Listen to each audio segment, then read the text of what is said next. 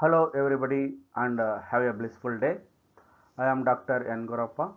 Welcome to my YouTube channel titled The Quantum Wave Particle Duality or Non-Duality. As I already mentioned, this series contains non-technical talks for general audience.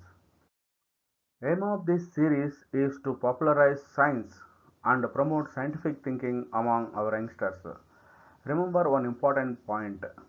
Though this is a non-technical talk, unavoidably we have to use some relevant vocabulary of science. Those who have no scientific background, no need to worry, as I will be explaining all those scientific words being used. The first topic I am presenting is concepts involved in quantum mechanics. I mean conceptual basis of quantum mechanics. But before entering into this topic in last video, I started describing few important properties of light. Towards the end, I said that I will briefly explain the definitions of wavelength, frequency, momentum and energy. Let's see these things first and then proceed to understand the wave particle duality of light. Everybody has common sense experience of the space in which we are living. Let's see how to express our common sense perspective about space using simple mathematical notion. Living inside a room is everybody's experience, right? Consider this green box as a room in which you are living. If you look around, you will notice six surfaces intersecting among themselves. For example, this is the front surface and opposite to this one we have a back surface. This is the right surface and opposite to this one we have a left surface. You have a top surface, opposite to this one you have a bottom surface. Generally the bottom surface is the one on which we stand. These surfaces intersect among themselves, forming totally 12 lines. For example, they are called edges, like edges of the box, this room. This front surface and the right surface intersect along this line. Similarly, this top surface and the front surface intersect along this line. If three surfaces are intersecting, they intersect at a point. For example, you see this front surface, right surface and the top surface intersect here at this point. So if you count, there are totally 8 such points. So this is the one point. Generally we take it as a origin, actually origin of your coordinate system. What do you mean by that? See, this is the coordinate system. Origin, you draw a line, you call it as an x-axis, another line along z-axis and other one along y-axis. They are mutually orthogonal, actually. Means the angle between y and z is 90 degrees, z and x is 90 degrees and x and y is 90 degrees. They are all mutually orthogonal. Why we choose this as a origin is a convention, basically. It is in accordance with our left hand rule. For example, if you stretch your left hand like this, here this middle finger is along x-axis, thumb is along y-axis and forefinger is along z-axis, actually. This is the convention we generally use. But you can choose this corner as the origin or this corner as the origin. It doesn't matter to describe physics. Moreover, this, if you choose this as a origin of a coordinate system, and all these are related by some transformations, actually. We don't need all those things right now, but this idea of representing space using x, y, z axis That much is sufficient for our present purpose. There are two kinds of waves we can see in nature. One is longitudinal waves, example is sound, and the other one is transverse waves like light. So our human system body is equipped with ears and eyes. They can capture both longitudinal and transverse waves. And here I am considering only the transverse waves. Waves on the surface of water in a pond is an example of a transverse waves, and the light which stimulate our visual sense is like the waves on water surface. The only difference is that a wave on water surface is two-dimensional. It happens only on the surface of water, and the light is a three-dimensional phenomena. Means when you switch on a light bulb, light spreads in all three directions. Now let us see the definitions of wavelength and frequency. Remember one thing, these definitions are independent of whether the wave is two-dimensional, three-dimensional or even one-dimensional. For example, violin string, vibrating violin string is an example of waves in a one dimension. See, this is the graphical representation. Let us consider waves on a surface of a water. Surface of water is actually x and z. That is not, that is in your visual direction. Z axis is along your visual direction. So that z and x plane is the surface of the water on which a wave is there. So this is basically a cross section along y axis. See, this is the reason why I explained earlier the coordinate system x, y, z. That is precisely the reason. Now let us see a wave which is originated at 0, O, and then it is propagating like this. Now this peaks are known as crests, and these valleys are known as troughs actually. So you take any crest and an immediate next crest, then the distance between these two crests is a wavelength actually. That's how it is defined. You should not take a crest here and bypass one crest and take another crest and say that belongs to two wavelengths. So you have to take a crest and immediate crest, and the distance between them is the wavelength. Of course, you can take a trough, this bottom point, and a corresponding bottom point, and the distance between them again is equivalent to wavelength, and it is denoted by the symbol lambda. In general, you can take any point on this wave, and you have to see similar. For example, if I take here, and a similar point is here. So the distance between two immediate similar points is actually corresponds to wavelength. It is denoted by the symbol lambda. And the number of such wavelengths produced in 1 second is known as the frequency of the wave.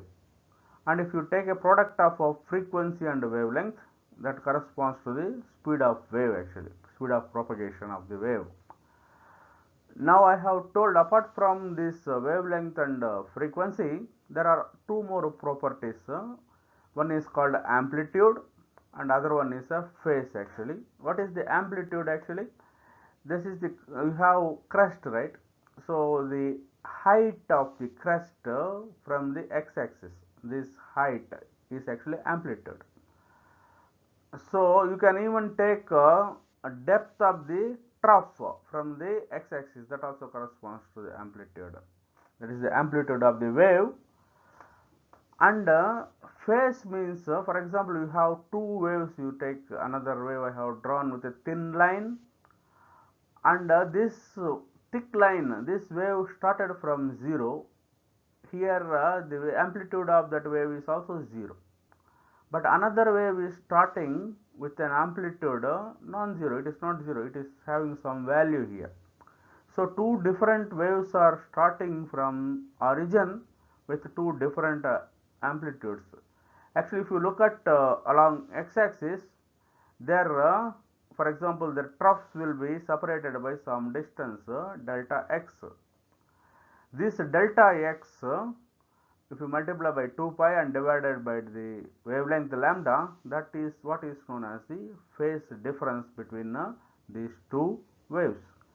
So these are the few important aspects, properties of a wave to be remembered. Let's see the definitions for momentum and energy.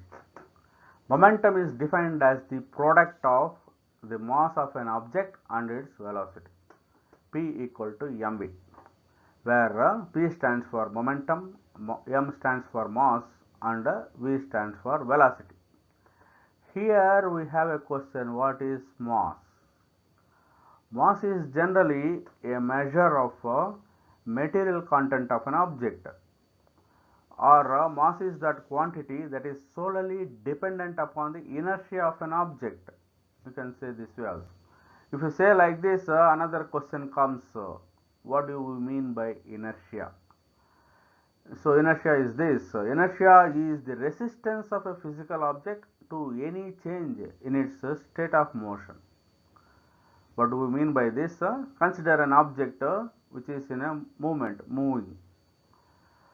Then if an external force acts on that object, the body generally opposes the external force. This ability of resisting the any change to its state of motion is known as inertia. Here the motion does not mean that only objects which are in movement. We can even consider the objects which are at rest, because rest is a special case of a motion, because when velocity equal to 0, then the object is at rest. So rest state or moving state, both are comes under the same category. It's a state of motion. Okay, that is the definition for momentum.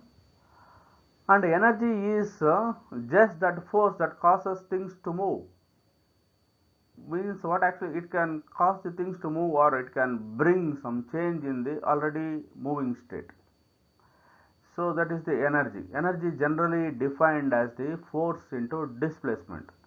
What actually happens? What is the effect of the force when it acts on a physical object? It causes the object to move, means a displacement happens. That force acting on that object into that how much displacement has taken place, that product is generally known as energy. So that is the thing. This momentum and energy is the most important thing in entire physics, because they obey conservation laws. Momentum conservation and energy conservation, they are most crucial conservation laws, laws of nature actually. Maybe in some other time, some other video, I will explain some of those aspects. Presently, these are the definitions for momentum and energy. Momentum means mass into velocity. Energy means force into displacement. Now we are ready to see the physical properties of light.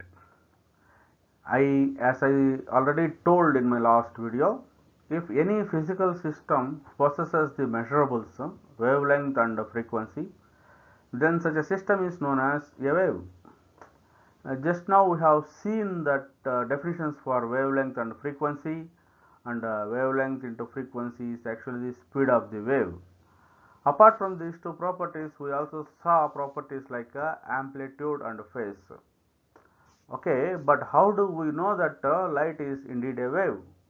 We have interference experiments, diffraction experiments, polarization experiments to show that light is indeed a wave. One more thing, longitudinal waves do not have this property polarization. It is special only to transverse waves like light. In my next video, I will be talking some of the interference and diffraction experiments. Now let us see particle nature. As I said already in my last video, if any physical system possesses the measurables, momentum and energy, then such a system is known as a particle. We know that light is a form of energy. According to Einstein's mass energy equivalence formula, energy means mass. Mass means energy. Thus, light has mass and hence momentum, because once mass is there, c is the velocity of light. You multiply mass into velocity, you get the momentum of the light. So it's very clear that light has particle nature as well. Particle nature is there. But how do we know that light really has this particle nature? From some of these experiments listed here. First one is the black body radiation, followed by photoelectric effect, Compton effect, Raman effect, etc. All these experiments prove that light has a particle nature actually. We will be seeing some of these things in my next video. Thus, we can conclude that light possesses both wave and particle natures. As I already remarked in my last video, if an object exhibits both wave and particle natures, then such a behavior is known as wave-particle duality. And quantum mechanics deals with such objects. Therefore, gaining knowledge about light helps to better understanding of both relativity and quantum mechanics. Why? Because relativity means depends upon the constancy of the speed of light, and quantum mechanics is dealing with dual objects which has this dual behavior, wave particle dual behavior. Thus, we have covered the definitions of wavelength, frequency, momentum and energy. In the second part of this video, I will show how beautifully light exhibits both wave and particle natures. It is wave particle duality using a simple experimental arrangement. Please express your doubts, questions, suggestions and any expectations in the comment box. Thank you and best regards.